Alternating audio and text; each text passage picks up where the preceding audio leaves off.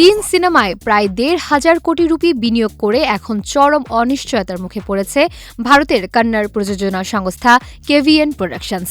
Box office বিশ্লেষকদের মতে একের পর এক বিতর্ক ও আইনি জটিলতায় জড়িয়ে পড়ায় এই বিশাল বিনিয়োগ থেকে লভ্যাংশ তুলে আনা এখন কঠিন চ্যালেঞ্জ হয়ে দাঁড়িয়েছে।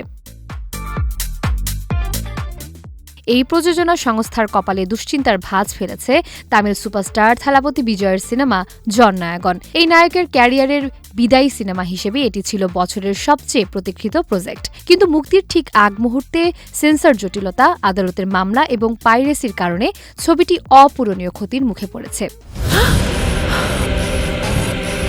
এই তালিকায় আরও আছে সুপারস্টার ইয়াশ অভিনীত টক্সিক। প্রায় ৮০০ কোটি রুপি বাজেটের এই সিনেমাটি নিয়ে শুরু থেকেই দর্শকদের ব্যাপক আগ্রহ ছিল। তবে বারবার মুক্তির তারিখ পরিবর্তন হওয়ায় এর নির্মাণ ব্যয় যেমন বাড়ছে তেমনি বাড়ছে এক ধরনের অনিশ্চয়তাও। তবে আশার কথা হলো এর ব্যবসায়িক সম্ভাবনা এখনও বেশ উজ্জ্বল। অন্ধ্রপ্রদেশের ও তেলেঙ্গানায় রেকর্ড ১২০ কোটি রুপিতে সিনেমাটির বিতরণ সত্ত্বেও বিক্রি হয়েছে।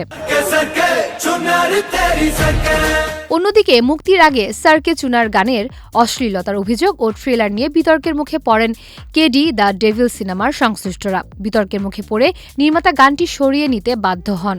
যদিও সিনেমাটি শেষ পর্যন্ত সেন্সর ছাড়পত্র পেয়েছে, তবে মুক্তির আগে দানা বাঁধা এসব বিতর্কের নেতিবাচক প্রভাব বক্স অফিসে পড়ার আশঙ্কা করছেন বিশ্লেষকরা।